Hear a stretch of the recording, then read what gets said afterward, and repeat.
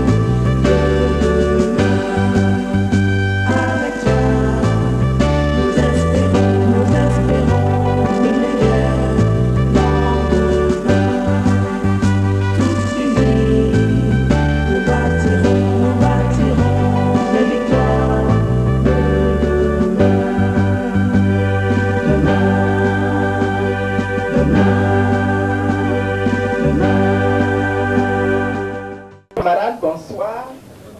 Hier déjà, nous nous étions rencontrés. Nous avions, j'allais dire, un petit peu causé ensemble. Mais c'est surtout moi qui avais parlé, puisque là c'était un meeting. Nous nous étions donné rendez-vous aujourd'hui pour écouter le professeur et échanger, discuter avec le professeur. Tout à l'heure, nous allons lui donner la parole. Et après son exposé, je souhaiterais qu'il y ait beaucoup de questions dans la salle. Et il est là pour discuter, pour répondre aux questions. Vous ne savez pas quelle chance, au niveau du Front populaire, nous avons de compter dans nos rangs un monsieur de la dimension du professeur Mehmet Fouté. Le camarade de la JFPI va le présenter tout à l'heure. Mais je voudrais avant lui dire que pour nous, à la direction du parti, c'est vraiment un très grand... c'est vraiment avec beaucoup de fierté que nous comptons le professeur dans nos rangs. C'est un ancien militant. Il a toujours été militant. C'est un homme d'expérience. C'est un savant, non pas seulement au niveau de la Côte d'Ivoire, mais au niveau de toute l'Afrique.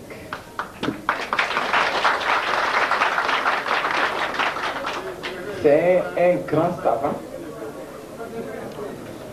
Et au niveau du monde entier, c'est un savant. Et aujourd'hui, son travail consiste à circuler d'un pays à l'autre dans le monde pour enseigner.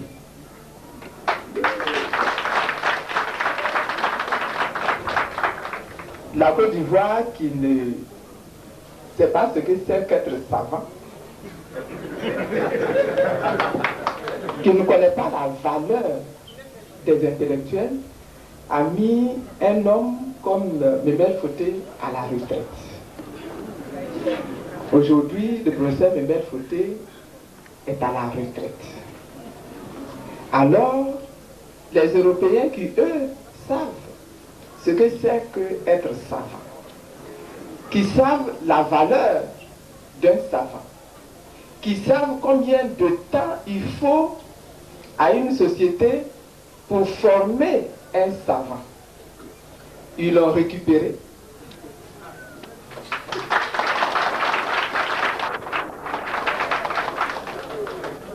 Et pour être sûr de le garder avec eux, ils l'ont nommé dans un collège très particulier qu'on appelle le Collège de France, qui est, si vous voulez, une espèce de club qui réunit les professeurs qui ne donnent des cours qu'à des professeurs, docteurs d'État, professeurs.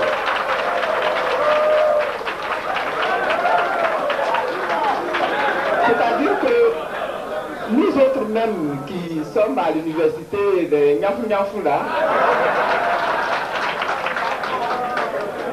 Nous-mêmes, nous ne bénéficions pas des cours de ces professeurs-là. C'est pour ça qu'à chaque fois qu'on dit que le professeur me mène dans une conférence quelque part, quand je peux, je me dépêche de venir parce que je sais que là où il donne le cours, là je ne peux pas arriver là-bas. Ici en bas là, je viens en profiter aussi. Mais le professeur me mène, c'est un savant, c'est vrai. Il faut que nous en soyons fiers. Mais c'est surtout pour nous la garantie dans notre parti que notre parti ne va pas dévier du salut.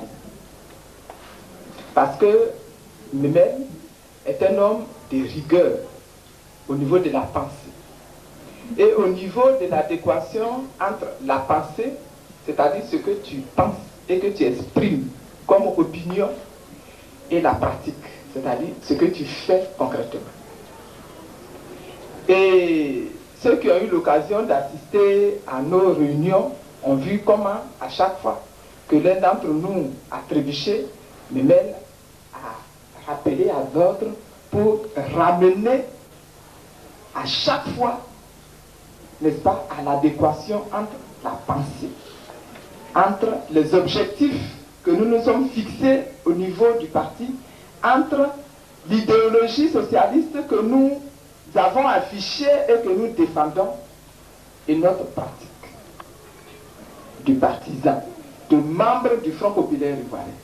Il est là, il est comme le gardien et nous tous, nous attendons qu'il soit le gardien. Et le jour où il cessera d'être le gardien, ce sera grave pour notre Front populaire ivoirien.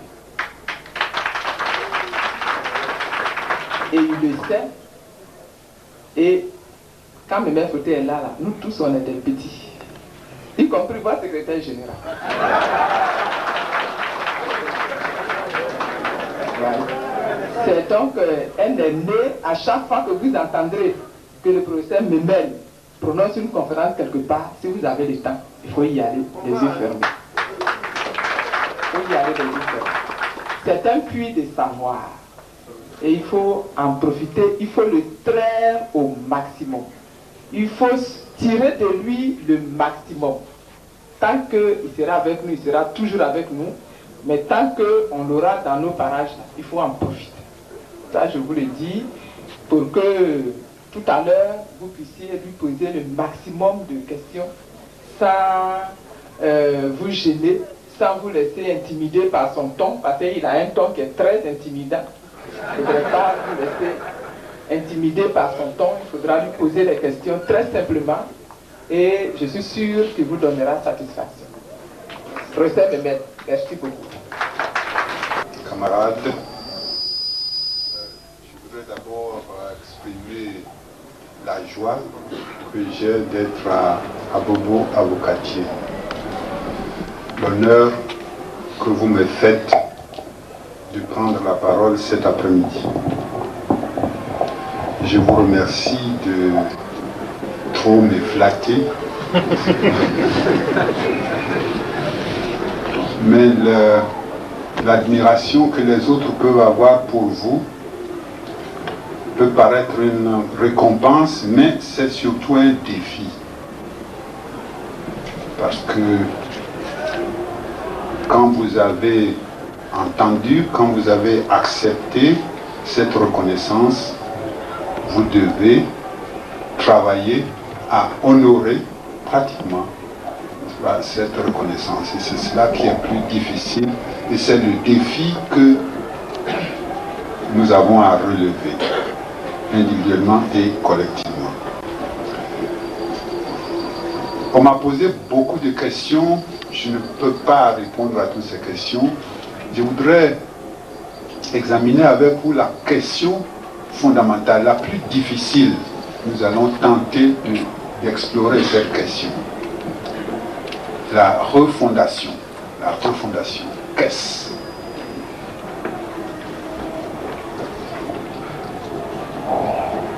Ce terme,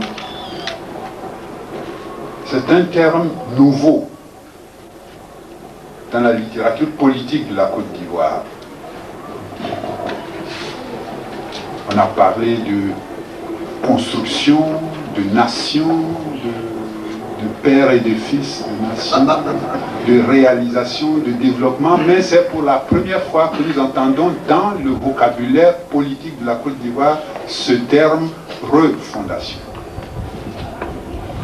Dans ce terme,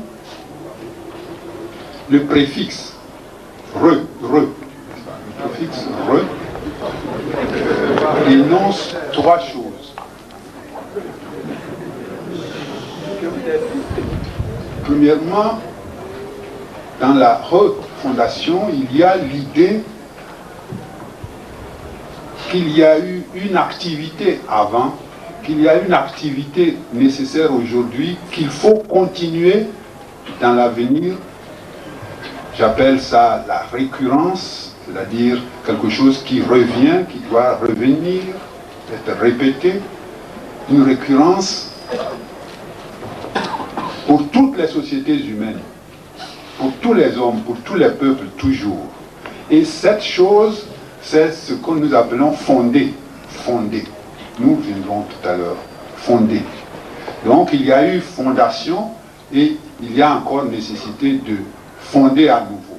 Donc, vous voyez qu'il y a eu fondation hier et nous estimons qu'il y a une nouvelle fondation à faire. Donc, il y a toujours fondation.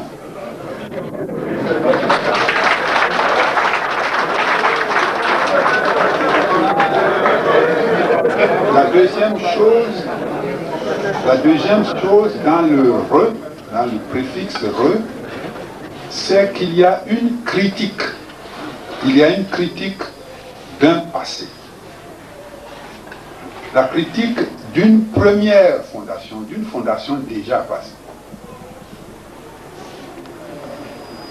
Si il est nécessaire à nouveau de refonder, c'est parce que l'ancienne fondation paraît dépassée, paraît effondrée. Nous reviendrons. Mais il y a dans le re, n'est-ce pas, il y a encore une troisième idée. C'est que la nécessité de fonder à nouveau ouvre un projet. Il y a l'idée d'un projet, d'un nouveau projet. D'un projet qui peut être philosophiquement un projet, n'importe quel projet. Un projet philosophique, un projet esthétique, un projet religieux, etc. Mais qui ici est un projet politique.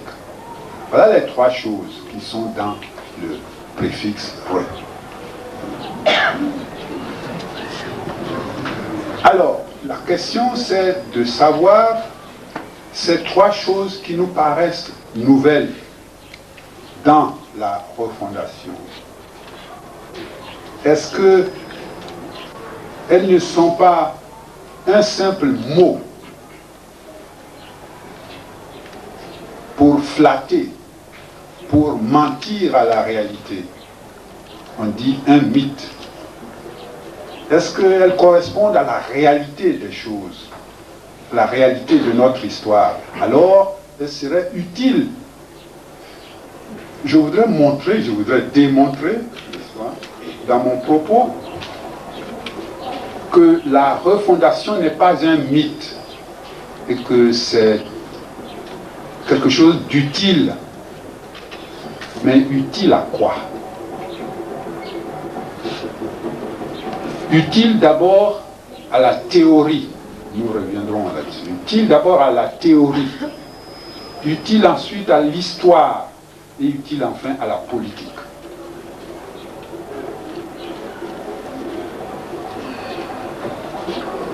La refondation est d'abord utile à la théorie. Qu'est-ce que la théorie? C'est un gros mot, n'est-ce pas, des savants, des philosophes, mais qu'est-ce que ça veut dire? Ça veut dire simplement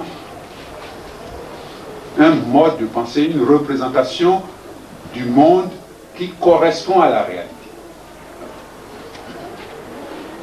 Et nous allons montrer que le concept de refondation est utile pour comprendre le monde.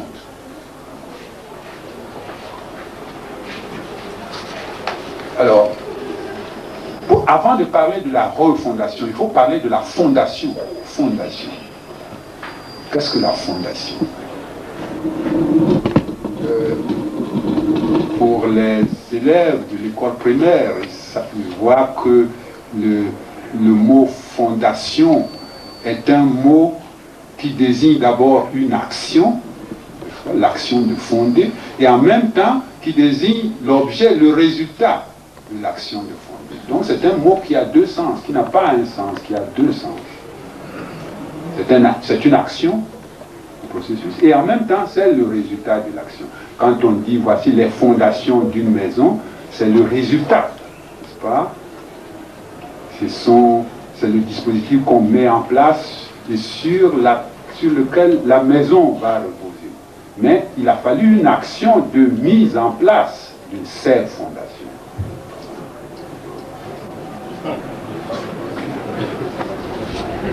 Donc, quelle est la nature de la fondation? Pour que vous compreniez que c'est très simple, c'est très simple. Pour que vous compreniez comment c'est très simple, nous allons prendre l'image d'un édifice. Car l'idée de fondation, c'est une idée qui vient des architectes, des bâtisseurs de maisons. Donc nous allons prendre l'image d'une maison. L'image d'une maison. Ou d'abord l'image de cette bouteille. L'image de cette. Vous voyez cette bouteille? Nous disons le fond de cette bouteille. Qu'est-ce que le fond de cette bouteille? C'est la partie la plus basse, la partie inférieure de la bouteille, sur laquelle repose la bouteille et sur laquelle repose l'eau à l'intérieur de la bouteille. C'est cela le fond. Si nous transposons dans une maison, mais vous voyez que la bouteille, elle repose sur la table. Une maison a un fond, mais une maison en même temps repose sur quelque chose. Une maison a un fond, une maison a des fondations, mais la maison elle-même repose sur quelque chose. La maison repose sur quoi? La maison repose sur le sol. La maison repose sur le sol. L'idée de fondation implique une première idée. Maintenant, on peut, du point de vue de la théorie, de la représentation qui nous est nécessaire pour comprendre le monde, on peut transposer cela dans tous les domaines. Mais nous allons nous contenter du domaine humain, c'est-à-dire des sociétés qui sont les sociétés humaines. Si nous considérons les sociétés humaines, en quoi consiste le sol sur lequel des fondateurs, entre guillemets, pourraient vouloir fonder?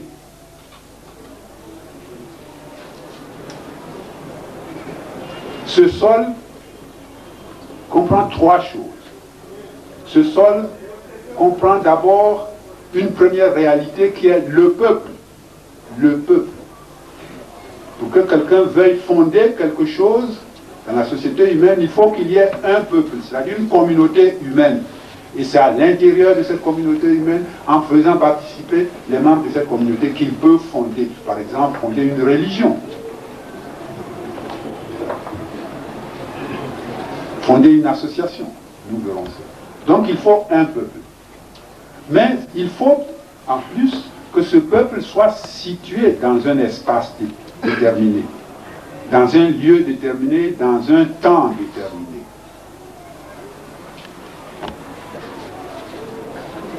C'est très important.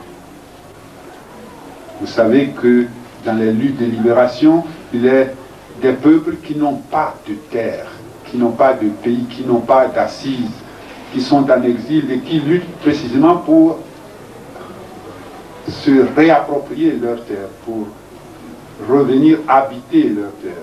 Donc le problème de la terre est un problème extrêmement important pour être un peuple et pour construire ou se reconstruire. Donc, un sol, le peuple, un lieu, un temps, un moment de l'histoire, et troisièmement, un enjeu. Un enjeu. Pourquoi, à un certain moment, dans un certain lieu, quelqu'un voudrait-il fonder? Pourquoi? C'est l'enjeu que la Français appelle enjeu. Enjeu, ceux qui jouent, n'est-ce pas, ceux qui jouent aux cartes font des mises, n'est-ce pas, ils mettent de l'argent, n'est-ce pas. Et donc, l'homme met en jeu, il met en jeu sa vie, il met en jeu son avoir, son patrimoine, et il agit pour réaliser une fin qui est aléatoire. Et c'est pour cela qu'on parle aussi d'enjeu, parce qu'on ne sait pas si on va réussir ou si on ne va pas réussir. Donc, dans le sol de la fondation, il y a le peuple, il y a le temps et l'espace, et il y a l'enjeu. Le pourquoi. Voilà pour le sol. Mais nous avons dit qu'il y a un fondateur, un bâtisseur, si vous voulez encore. Un fondateur, un bâtisseur. Ce bâtisseur, qu'est-ce? Ce bâtisseur, c'est peut-être un individu, mais c'est peut-être aussi un collectif. C'est peut-être aussi un collectif. C'est peut-être un individu dans un collectif. Mais du point de vue de la société humaine, du point de vue qui nous intéresse, qui est politique, il faut partir d'abord du collectif. C'est toujours un groupe d'une certaine espèce. Et dans ce groupe hiérarchisé, des hommes qui représentent ce groupe jusqu'à l'individu qui, à un certain moment, l'individu qu'on identifie au groupe ou à travers le groupe s'exprime. Donc, voilà le sol. Voilà le fondateur. En quoi consiste le processus? Le processus, l'action de fonder. Cette action de fonder revient grosso modo à une rupture. À une rupture.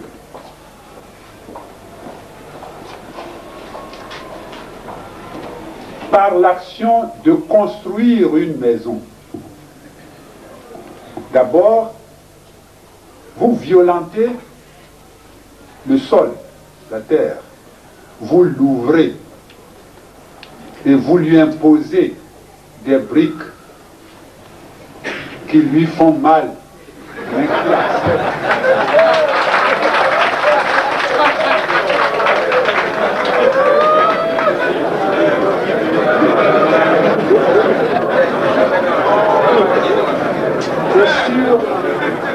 Et sur ces briques, première fondation, vous mettez d'autres briques. Vous mettez d'autres briques. Il y a rupture à tous les niveaux. Il y a d'abord rupture du sol lui-même. Parce que vous avez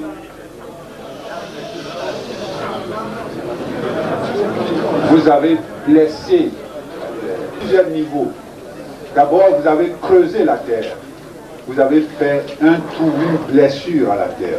Vous avez ensuite mis en place des briques que vous appelez des fondations. Or, les fondations sont d'une autre nature que le sol meuble. N'est-ce pas? Les briques ne sont pas de même nature que le sol meuble autour. Donc, vous avez mis en place un étranger dans le sol. Puis ensuite, au-dessus de ces fondations, vous dressez une maison qui est délimitée par rapport à d'autres maisons. Là où il n'y avait pas de maison, vous mettez en place une maison. Donc il y a rupture, différenciation entre la maison, les autres maisons, la maison et l'espace sans maison. De la même manière, du point de vue des sociétés humaines,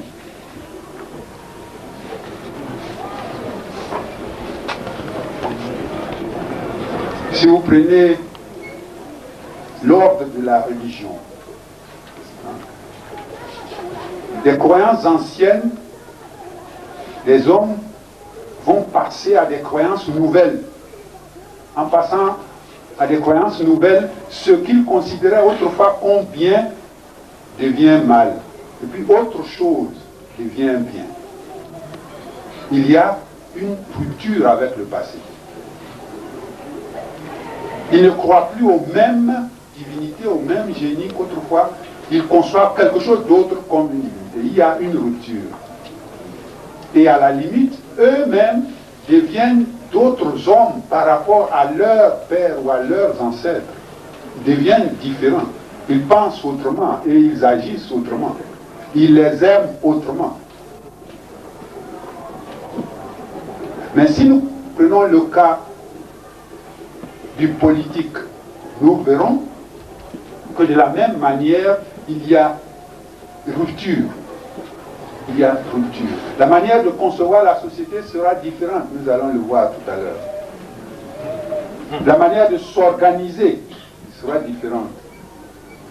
Les personnes avec lesquelles nous nous organisons seront différentes d'hier ou d'avec les autres. Nous constituons une petite société, une autre société différente des autres, de la première. Donc il y a rupture.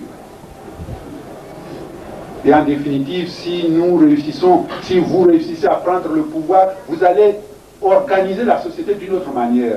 Vous allez corriger l'économie d'une certaine manière, la culture d'une certaine manière, le pouvoir, la police, la gendarmerie d'une autre manière, etc., etc.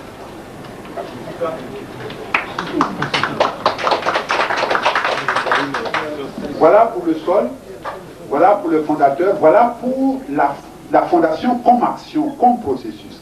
Le résultat. Le résultat. Le résultat, du point de vue politique, si nous voulons, du point de vue économique, c'est toujours quelque chose de nouveau. Les villages que nous avons aujourd'hui, ce sont des créations, ce sont des fondations d'ancêtres qui ont quitté des lieux, qui sont venus dans d'autres lieux à un autre moment et qui ont mis en place ces agglomérations. Voilà une fondation comme résultat d'une action. Les villes également. Les villes également. Prenez la ville d'Abidjan. Mais c'est une agglomération de villages. Une agglomération de villages. Des villages qui autrefois étaient séparés. Qu'il s'agisse d'Abobo, Abobo Doumé, etc. Qu'il s'agisse d'Adjemé, qu'il s'agisse de Cocody, Cocoli, c'était Cocoli.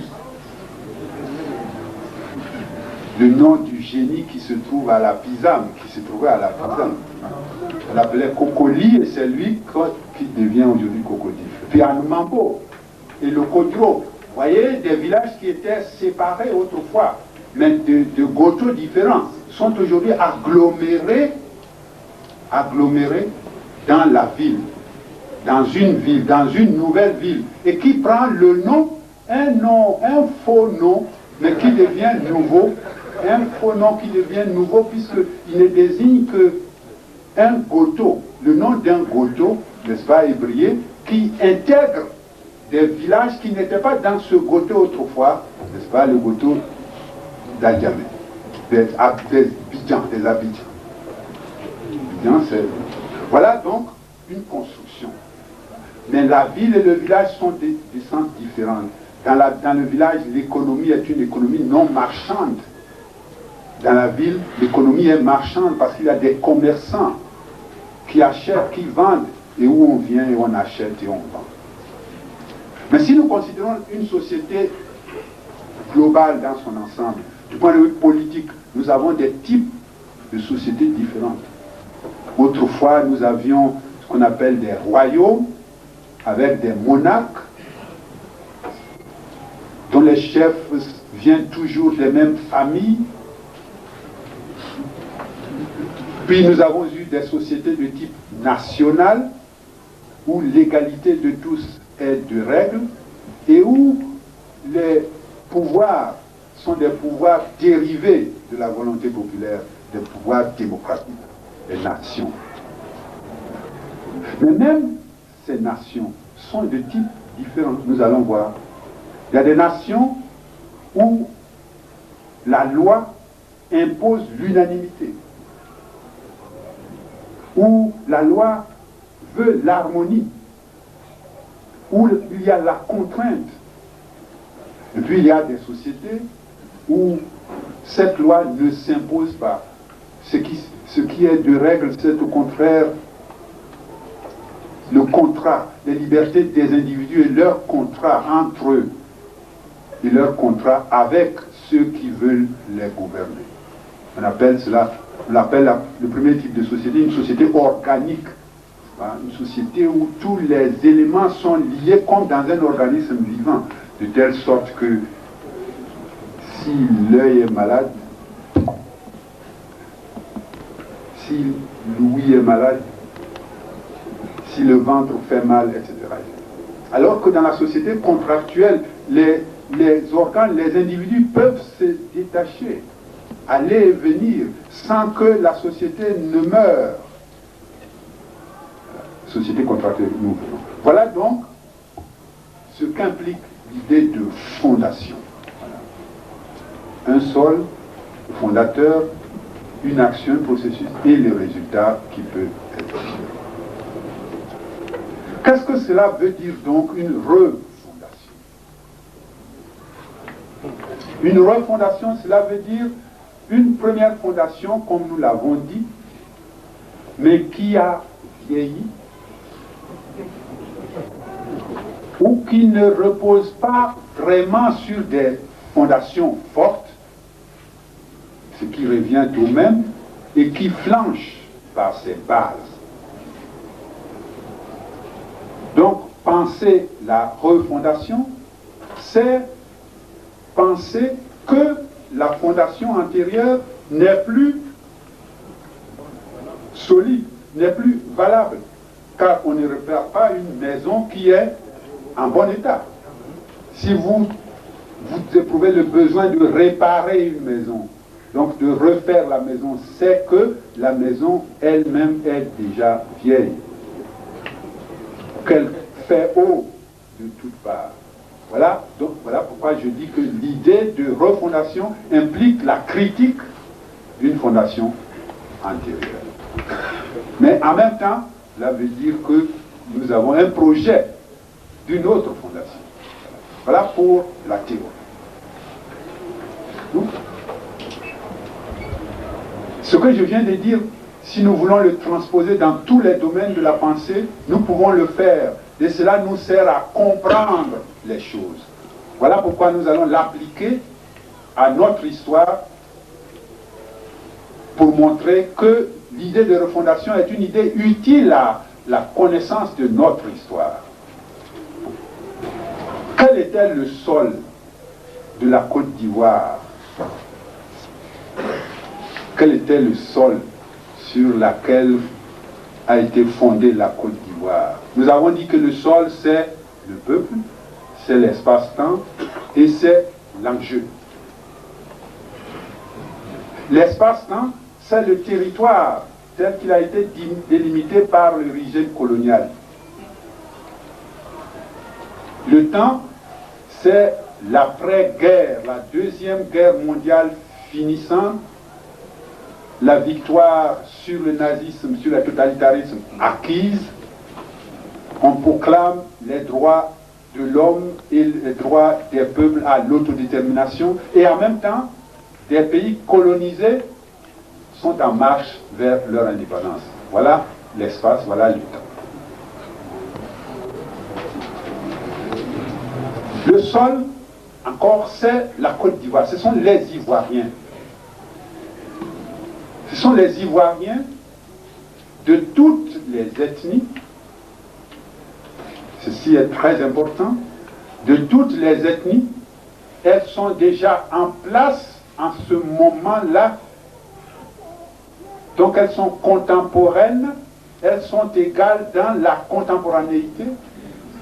C'est-à-dire qu'elles sont égales en tant qu'elles vont fonder en même temps, toutes en même temps.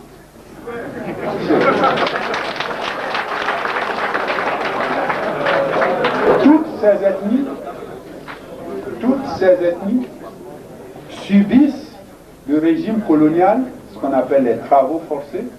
Toutes réagissent négativement contre le régime colonial et toutes ensemble se mobilisent et entrent dans les partis qui se mettent en place.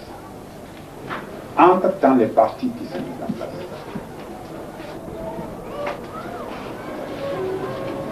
Voilà le peuple. Voilà le peuple. Voilà. C'est un peuple en formation à partir de plusieurs peuples. De plusieurs peuples précoloniaux qui se mettent en place pour former un seul peuple. Un nouveau peuple. Voilà donc pour le sol. L'enjeu, c'est, à l'époque on disait l'émancipation, pour ne pas avoir à affronter le régime colonial, n'est-ce pas? L'émancipation, c'est un terme un peu vague, qui veut dire à la fois qu'on veut se dégager de l'emprise coloniale, mais sans trop aller loin pour ne pas avoir à s'en séparer. Mais ce n'est qu'une phase, une manière de tricher avec l'idée d'indépendance. L'enjeu, c'est l'indépendance et la démocratie. L'enjeu, c'est l'indépendance et la démocratie. Comme je l'ai dit tout à l'heure, les déclarations des droits de l'homme sont acquises, les déclarations des droits des peuples à disposer d'eux-mêmes sont acquises, et est acquis la marche de certains peuples déjà en guerre pour leur indépendance. Ils montrent la voie. Voilà pour les peuples. Le sol, l'espace-temps, l'enjeu.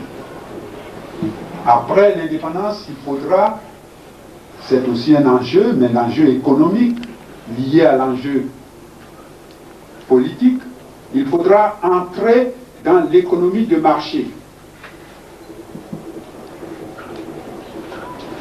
Et enjeu culturel, il faudra quitter la domination culturelle du pays colonisateur pour créer une culture nationale, une culture à soi, par l'alphabétisation, par la science, par l'industrialisation, etc.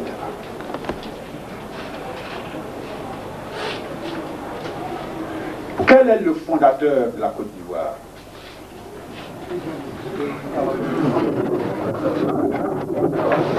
Il y a deux manières de concevoir l'histoire des peuples.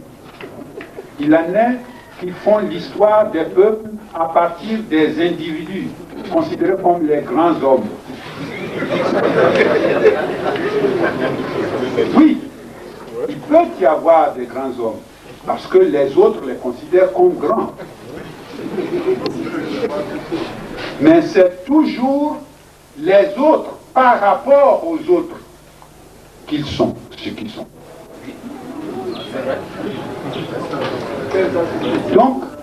Donc, on ne peut pas être grand pour un autre peuple. On est grand d'abord par rapport à son peuple. C'est son peuple qui vous fait. Qui vous fait. Vous êtes une créature du peuple. Or, dans la théorie des grands hommes, les gens croient que c'est le grand homme qui crée le peuple. C'est le peuple qui crée son grand homme.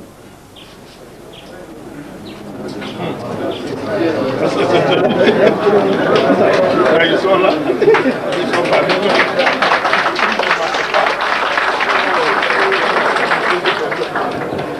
Pourquoi? Parce que le peuple, nous allons le voir tout à l'heure, n'en finit pas. Il ne finit pas.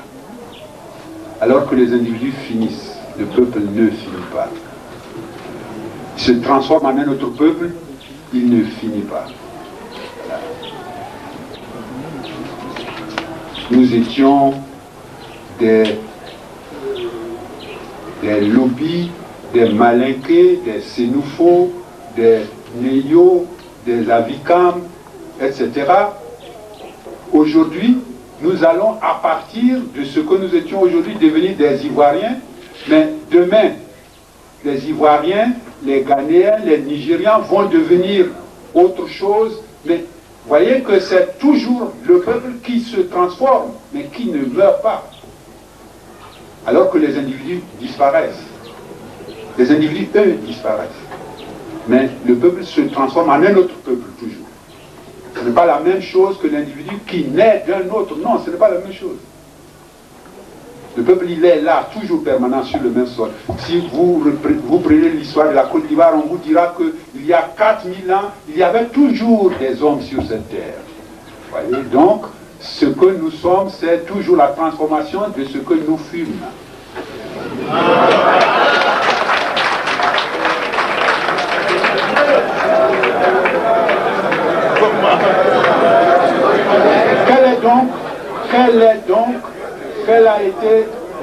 Quel a été le fondateur de la Côte d'Ivoire? Le fondateur de la Côte d'Ivoire, ça a été un front.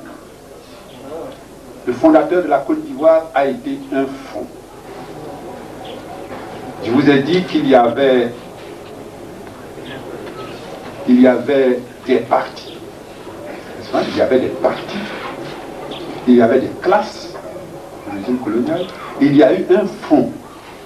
Un front de classe, un front de parti.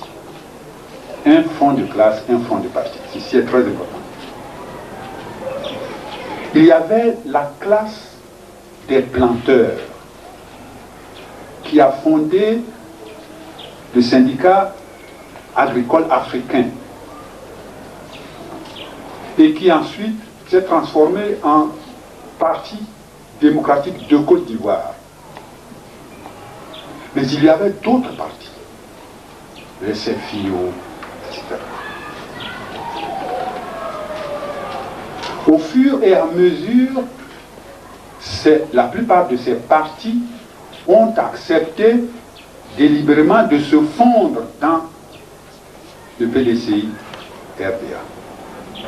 Donc il n'y a pas qu'un parti, il y a eu des partis qui se sont rassemblés pour constituer le PDCI-RDA à la veille de l'indépendance. Mais le PDCI-RDA, pour devenir totalitaire, a interdit le PRA en 1958. Donc, au lieu que ce soit toujours la fusion, le rassemblement volontaire des partis, ce parti, à un moment donné, a interdit, donc a exercé la violence sur un autre parti. Et voilà comment il a pris le terrain pour devenir un parti unique. Mais ce qui est important pour notre histoire, c'est que ça a été un front, c'est-à-dire un rassemblement de partis, qu'on l'appelle le PDCI. Non, ça a été un rassemblement de partis, à la veille de l'indépendance. Et donc c'est ce rassemblement de partis qui a fait le gros du PDCI-RDA. C'est ce rassemblement de partis qui est allé à l'indépendance. C'est ce rassemblement de partis qui est fondateur de la Côte d'Ivoire, qui est fondateur de la Côte d'Ivoire. Mais dans les classes, du point de vue des classes, il y avait les planteurs, il y avait aussi des paysans, il y avait les intellectuels, les petits commerçants, les artisans. Là aussi, c'est une coalition de partis. Mais ce qui est vrai, c'est que dans cette coalition de partis, il y a eu une classe, dans cette coalition de classes, il y a eu une classe qui a dominé les autres, c'est la classe des planteurs dont le député Félix Houphouët-Boigny était le représentant. Voilà pourquoi, du point de vue sociologique, n'est-ce pas, c'est ce front constitué qui a été le fondateur de la Côte d'Ivoire, constitué sous la forme du PDCI-RDA qui a été le fondateur de la Côte d'Ivoire. Et ça a été aussi une coalition de classes dans laquelle a dominé la classe des planteurs. Voilà le fondateur collectif de la Côte d'Ivoire. Les individus ont représenté. Les individus ont représenté. Le président Houphouët-Boigny a représenté cette classe, a représenté ce front. Mais c'est ce front qui est sociologiquement le fondateur. Quand on dit qu'il est le père de la nation, c'est une manière de parler, c'est symbolique, n'est-ce pas? Parce que voulant parler d'un collectif, on veut le nommer par le nom d'un individu qui le représente. Mais cela ne veut pas dire que c'est un homme qui fait. Un homme pense. Mais ce qui fait, c'est la multitude qui fait. La multitude qui pense, qui élargit la pensée, qui concrétise la pensée. C'est la multitude qui fait. Exactement comme la maison. N'est-ce pas? Il y a un architecte. Mais ce n'est pas l'architecte qui fait la maison. Ce sont les ingénieurs, ce sont les maçons qui font la maison. Sans les maçons, sans les ingénieurs, les dessins de l'architecte ne sont que des dessins.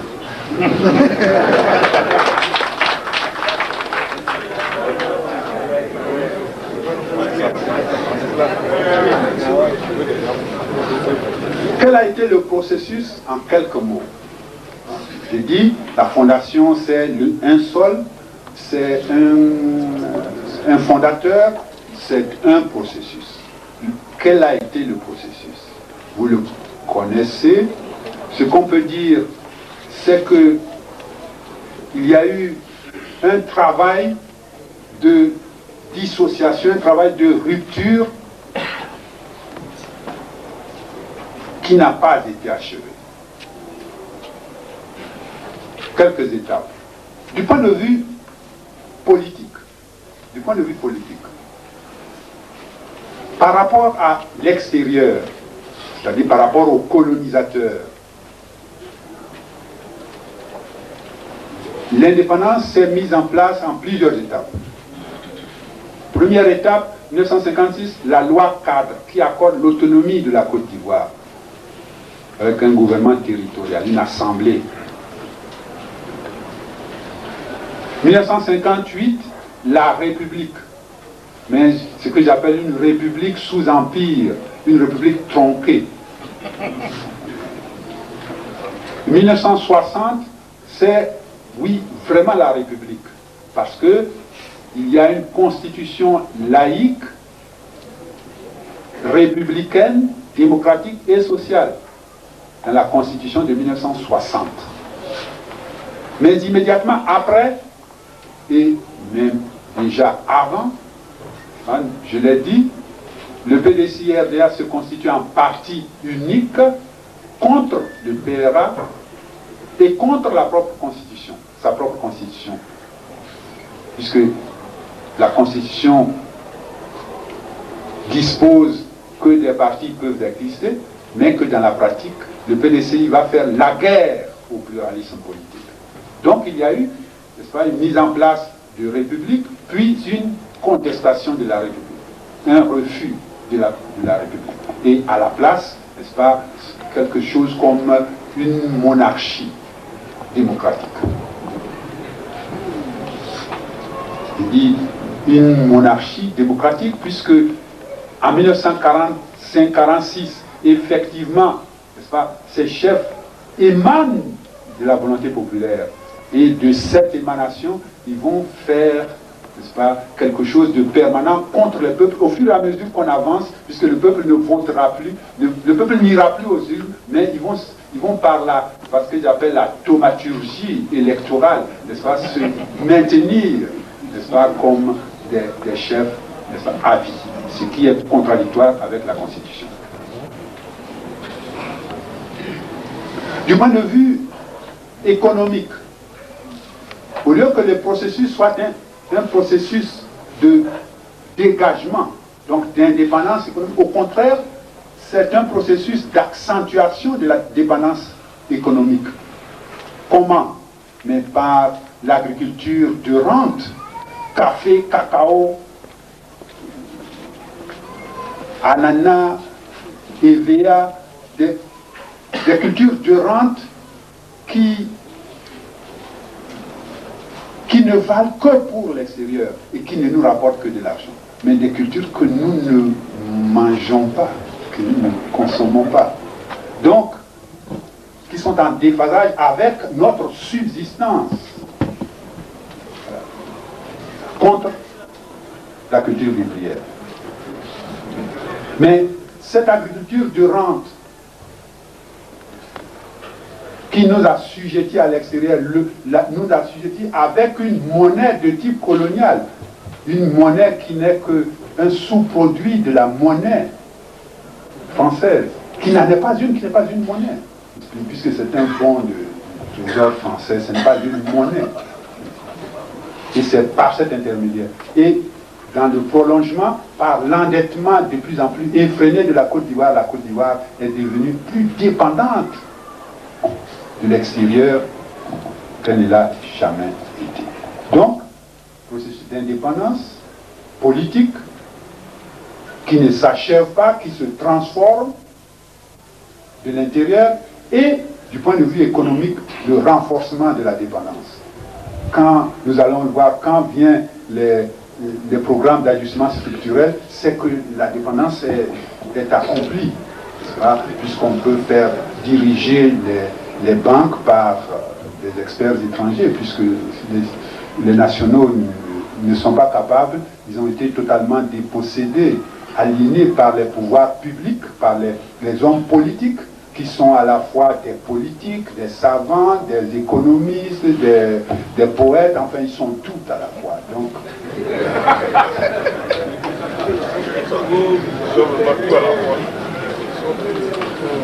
voilà pour le point de vue politique, le point de vue économique. Et c'est de cette façon que nous sommes arrivés à la crise. Vous en savez plus que moi à propos de la crise. L'économie de rente est en panne, puisque les produits agricoles se vendent mal. La Côte d'Ivoire est endettée, ne peut pas payer ses dettes, et c'est l'étranger qui doit venir au secours de la Côte d'Ivoire pour prêter à la Côte d'Ivoire afin que la Côte d'Ivoire rembourse ses dettes. Donc c'est l'étranger qui rembourse les dettes de la Côte d'Ivoire, condamnant la Côte d'Ivoire à être de plus en plus endettée, toujours. Quand la dévaluation arrive, bon, vous savez que c'est le signe que cette monnaie ne nous appartenait pas, que c'est d'autres qui nous l'ont prêtée, et aujourd'hui, ils peuvent en faire ce qu'ils veulent. Donc, du point de vue politique, une structure inadaptée, non conforme à sa propre constitution. Inadaptée, non conforme à sa propre constitution. Puisque dans cette politique, les libertés collectives et les libertés individuelles sont confisquées par un parti. Contrairement à la Constitution, qui est laïque, démocratique et sociale. Donc il y a comme un rapport d'asymétrie, d'inégalité à l'intérieur même du droit. La Constitution elle-même est hétérogène, puisque d'un côté, on affirme que seuls les nationaux peuvent voter, et dans la même Constitution, comme un appendice, on ajoute une loi qui contredit la Constitution, et on fait voter les étrangers. Donc il y a une contradiction aussi. Donc il y a une nation dans laquelle, n'est-ce pas, l'étranger et le national concourent à la production des chefs, des responsables politiques. Cela veut dire qu'ils ne sont pas les chefs seulement de la nation, ils sont aussi des chefs d'autres nations qui ne les ont pas. Et c'est une ambiguïté de nature, c'est une ambiguïté de nature, puisque leur source est ambiguë, hétérogène, ils sont aussi ambigus et hétérogènes.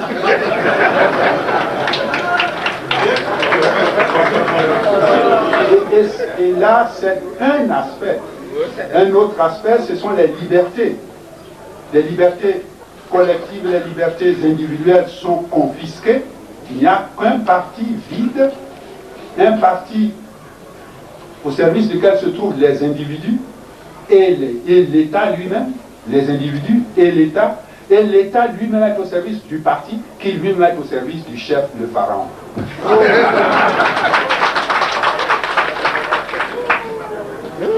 Donc, c'est quelque chose de monstrueux du point de vue juridique et du point de vue aussi du point de vue politique à l'intérieur d'une nation et dans une société, dans des sociétés de modernité, c'est-à-dire dans l'économie mondiale où les droits des individus ont été proclamés, les droits des peuples à disposer d'eux-mêmes ont été proclamés, il y a des sociétés de ce genre, des sociétés de ce type qui sont des sociétés monstrueuses, mais qui existent à l'intérieur de la modernité. Ce sont des sociétés de type que j'appelle organique. Les corps, les individus ne peuvent pas fonctionner en dehors de leur soudure avec les autres. Les bras, les yeux, les oreilles, comme un organisme, de telle sorte que si il y a un accident qui survient à un organe, tous les autres organes souffrent. C'est une société organique. Et ici vaut l'unanimité. Ici vaut l'harmonie. Ici, c'est la contrainte si vous n'obéissez pas. Parce qu'on vous dénie l'autonomie de la personne. On vous dénie l'autonomie intellectuelle. Vous n'avez pas le droit d'avoir votre propre pensée, d'avoir conscience, d'avoir une foi personnelle. Il faut que vous ayez la même foi, tous. Et c'est pour ça qu'à la limite, n'est-ce pas, il y a un effort du politique pour contrôler les religions. Et c'est pour cela aussi que le pouvoir politique théologise, prêche la paix, non pas comme un phénomène politique, mais comme un phénomène religieux. De telle sorte que l'homme politique devient comme un pontife, comme un prêtre, comme un évêque de cette religion, de telle sorte que le prêtre de la religion, le pasteur de la religion, l'imam de la religion, ne peut pas lui faire concurrence, n'est-ce pas, sur son propre terrain. Il devient sur leur propre terrain un concurrent. Et ils écoutent leurs sermons, leurs homélies, de telle sorte qu'on peut appeler, n'est-ce pas, un imam ou un pasteur ou un prêtre qui a fait un sermon dans une église, dans une mosquée, on le convoque. Parce qu'il aurait prêché d'une manière qui n'est pas agréable. Donc il y a là une confusion de tous les ordres.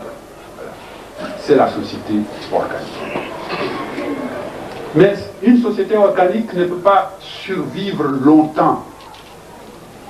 Parce que cette société se trouve dans un contexte mondial qui fonctionne selon ses propres lois. Et comme les lois internes du fonctionnement de l'économie et de la politique sont en contradiction avec les lois du fonctionnement de l'environnement international, tôt ou tard il y a crise. Voilà pourquoi la crise est survenue sur le plan économique et aussi sur le plan politique. Ce sont ceux qui financent le développement de la Côte d'Ivoire, qui ont été aussi nos aides dans la lutte pour la démocratie. Car eux aussi qui avaient à un certain moment cautionné ces régimes, eux aussi maintenant veulent de la démocratie, parce que c'est par la démocratie, la critique interne, le contrôle interne, que leurs fonds, les fonds qu'ils prêtent à la Côte d'Ivoire pourraient être relativement bien gérés. Et donc, c'est par intérêt qu'ils sont devenus des démocrates avec nous, comme nous, et nous les en remercions beaucoup. Que faire? Que faire pour refaire cette société organique, en faire une société nouvelle une société contractuelle. Dans la société contractuelle, les individus sont libres.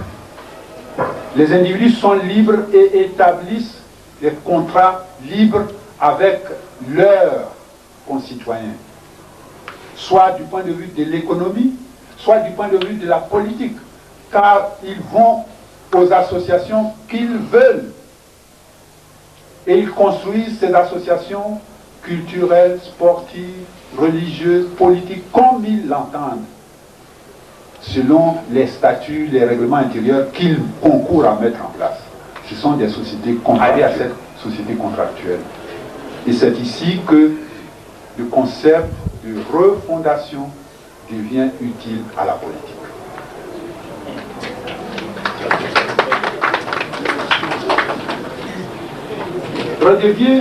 Ce concept redevient utile à la politique.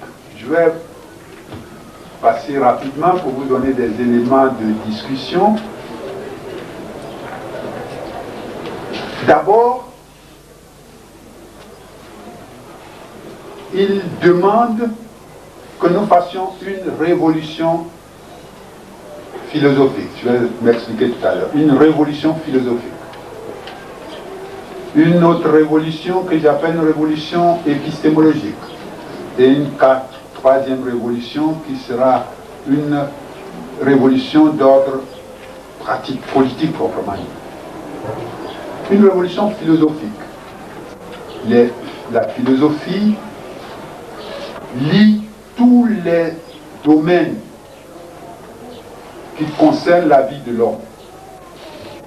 L'homme lui-même, sa société, puis la nature aussi. Or, dans la fondation, c'est-à-dire dans le premier type de société qui a été mise en place, on a conçu le rapport entre l'homme, la société, et la nature comme un rapport de dissociation, de séparation et de conquête. L'homme est pensé comme un être séparé de la nature. Et l'homme est pensé comme un conquérant de la nature. Séparé de la nature, conquérant de la nature, c'est le résultat de l'économie capitaliste à partir du XVe siècle en Europe. L'Europe invente la science, invente des techniques, fabrique des machines, et en particulier dispose de moyens énormes pour sortir de l'Europe, pour voyager et pour explorer le monde, et en même temps pour faire la guerre et dominer sur les autres peuples. Mais du point de vue économique, parce que la nature doit être au service de l'homme, l'homme conquiert la nature. Il n'y a plus d'égard pour la nature. Voilà pourquoi l'économie est destructrice. Il suffit de penser pour la Côte d'Ivoire à la forêt, aux dégâts de la forêt en 30 ans d'indépendance. Bientôt, nous n'aurons plus de forêt. De 30 millions, paraît-il, il n'y a plus que 3 millions d'hectares et peut-être même moins. Mais s'il n'y a pas de forêt, y aura-t-il des animaux? Y aura-t-il des hommes? Là où il n'y a pas la forêt, là où il y a le désert, l'homme est obligé de partir parce qu'il n'y a pas d'eau. Et il va vers l'eau. Il cherche l'eau. Et c'est pour cela que les peuples qui veulent se régénérer, nous verrons, reboisent. Essaient de restituer à la nature ce qui lui a été pris. Donc, la conception de la première fondation, la conception selon laquelle l'homme est séparé de la nature et l'homme est le conquérant, le maître de la nature, cette conception a fait déjà ses preuves, elle est destructrice et de la nature et de l'homme lui-même. Car lorsque la nature aura disparu, lorsque les arbres et les animaux auront disparu, c'est l'homme à son tour qui doit disparaître, puisqu'il ne consomme que les feuilles et les animaux. Est son lieu de vie. Que la nature aussi est dans une certaine mesure son frère ou sa sœur. Et que c'est avec elle qu'il va continuer à survivre éternellement. Et c'est pour cela que nos ancêtres, qui n'avaient pas la même conception aujourd'hui que nous, dans une certaine mesure, adoraient des arbres, certains animaux. Dans cette conception, par cette conception, ils permettent à certains animaux de survivre en quantité. À certains lieux, de conserver leur verdure éternellement, où les animaux peuvent aller se reposer, se reproduire, devenir plus nombreux, etc. Donc cette conception ancienne préservait la nature, et préservait la nature pour préserver l'homme aussi dans l'éternité. Il faut, dans une certaine mesure, que nous n'ayons plus une conception conquérante de la nature, mais que nous ayons ce que j'appelle une conception de négociation avec la nature. Il faut que nous remplacions la philosophie de la conquête par une philosophie de négociation.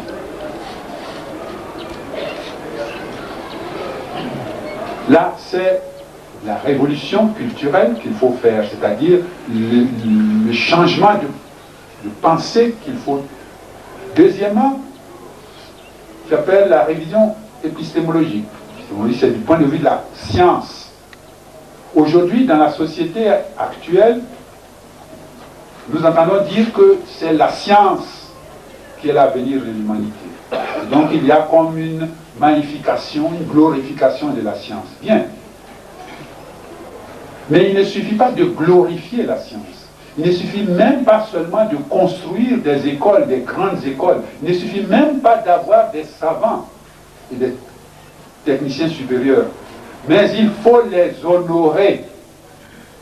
C'est-à-dire entendre ce qu'ils disent et suivre ce qu'ils disent.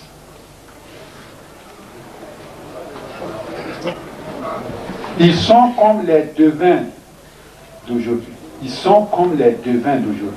Ils peuvent dire aux hommes politiques, voilà ce qui va survenir demain. Et si les hommes politiques veulent survivre et veulent que leur société survive, ils doivent les écouter. Donc il ne suffit pas de magnifier la science par la rhétorique. Il ne suffit pas seulement de construire des écoles, de former des ingénieurs et des savants. Il faut les écouter. Et il faut même leur obéir. Car ils sont les devins d'aujourd'hui. Ceux qui ont des ingénieurs, des savants, et qui croient qu'ils peuvent s'en passer, bien sûr que ce n'est pas à eux, ce n'est pas leur pouvoir, mais ils condamnent les peuples. Ils condamnent les peuples, ils mutilent les peuples. Ils enlèvent au peuple les forces qui lui sont nécessaires pour se perpétuer. Et c'est pour cela que nous les combattons.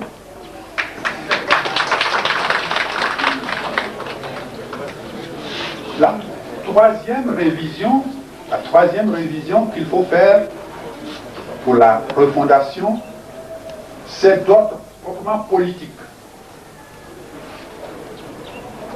Il nous faut penser la société, son avenir de façon globale.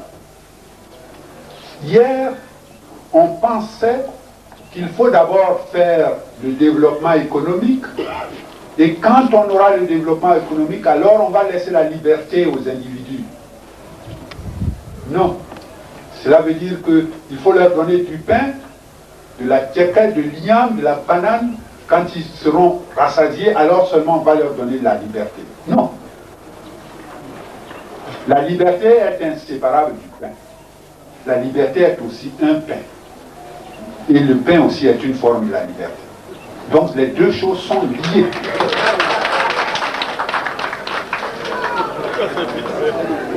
Donc il ne faut pas séparer l'ordre politique de l'ordre économique.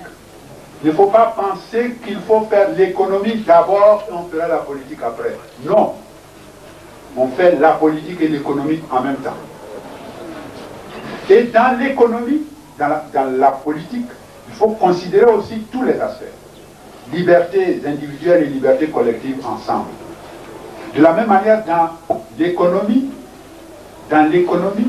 il ne faut pas penser que l'agriculture de rente est primordiale, c'est elle qui est nécessaire, c'est elle qu'il faut amplifier, et quand nous aurons de l'argent, suffisamment d'argent, nous allons acheter à manger. Non.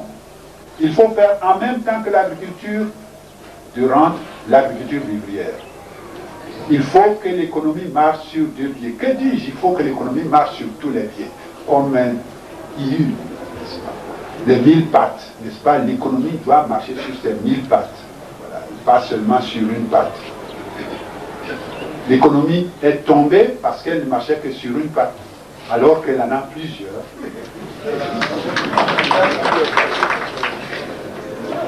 Et combinant les deux, en même temps les ouvrir à l'industrialisation. Les deux. Développer une agriculture qui passe à l'industrialisation, l'une comme l'autre. Toutes les branches de l'économie. Mais une économie, une industrie qui préserve ce rapport avec la nature dont j'ai parlé, c'est-à-dire une industrie d'un type nouveau. Pas une industrie qui veut conquérir et tuer la nature, mais une économie qui veut régénérer la nature pour assurer la perpétuité de l'homme. Et la culture. La fondation antérieure, celle que nous venons, celle que nous voulons quitter, celle que nous quittons du point de vue de la pensée, avait négligé totalement la culture. Totalement la culture. D'abord, ils ne savaient pas ce que c'est que la culture. Ils parlaient d'affaires culturelles, c'est-à-dire que la culture était comme un commerce. Ils faisaient la boutique de la culture. C'était les boutiquiers de la culture. Voilà pourquoi, en Côte d'Ivoire, un ministère des Affaires culturelles n'a été créé que lorsque le président Senghor venait en visite officielle en Côte d'Ivoire. Alors, pour lui faire honneur, pour lui rappeler que les Ivoiriens aussi n'ont pas oublié la culture, on a créé un ministère des Affaires culturelles.